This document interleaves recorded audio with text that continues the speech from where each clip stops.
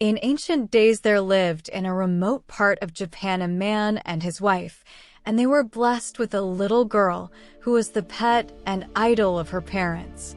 On one occasion the man was called away on business in distant Kyoto.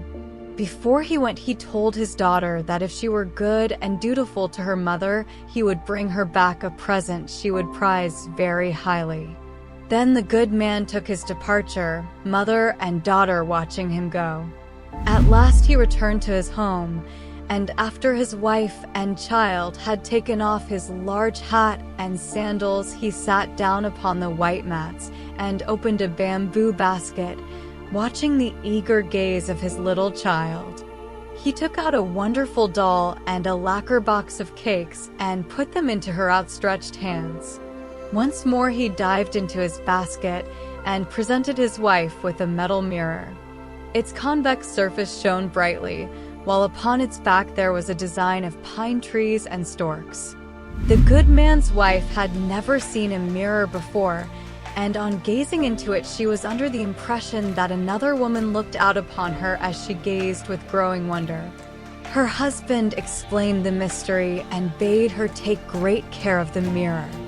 Not long after this happy homecoming and distribution of presents, the woman became very ill.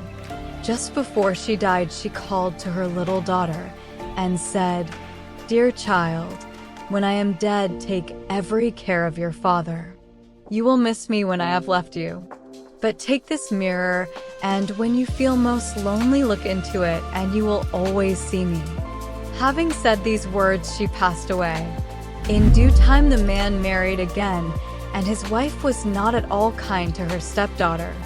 But the little one, remembering her mother's words, would retire to a corner and eagerly look into the mirror, where it seemed to her that she saw her dear mother's face, not drawn in pain as she had seen it on her deathbed, but young and beautiful. One day this child's stepmother chanced to see her crouching in a corner over an object she could not quite see, murmuring to herself. This ignorant woman, who detested the child and believed that her stepdaughter detested her in return, fancied that this little one was performing some strange magical art, perhaps making an image and sticking pins into it.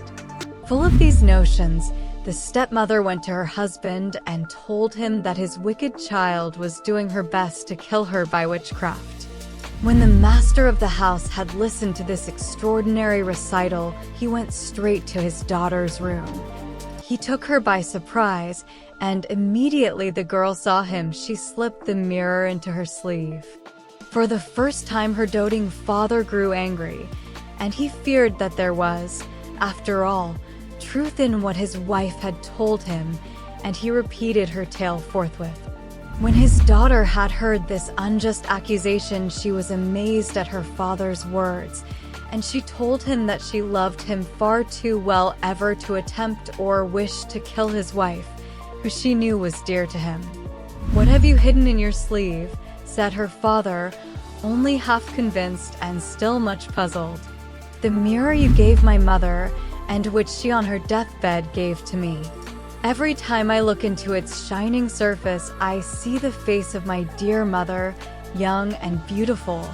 When my heart aches, and oh, it has ached so much lately, I take out the mirror, and mother's face, with sweet, kind smile, brings me peace and helps me to bear hard words and cross looks." Then the man understood and loved his child the more for her filial piety. Even the girl's stepmother, when she knew what had really taken place, was ashamed and asked forgiveness. And this child, who believed she had seen her mother's face in the mirror, forgave, and trouble forever departed from the home.